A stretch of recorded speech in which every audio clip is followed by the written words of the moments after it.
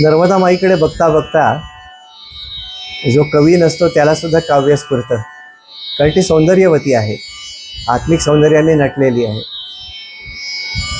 परिक्रमेत सकाळ दुपार संध्याकाळ रात्र माईशिवाय आपल्याला ध्यास नसतो. तर त्या भावावस्थेमध्ये एक काव्य जे स्फुरलं ते मी आज नर्मदा माईची आरती म्हणून तेच म्हणतोय. मात श्री नर्मदे हर, होता पहाटेची वेळा, नेसे केशरी पाटोळा. होता पहाटेची वेळा, नेसे केशरी पाटोळा.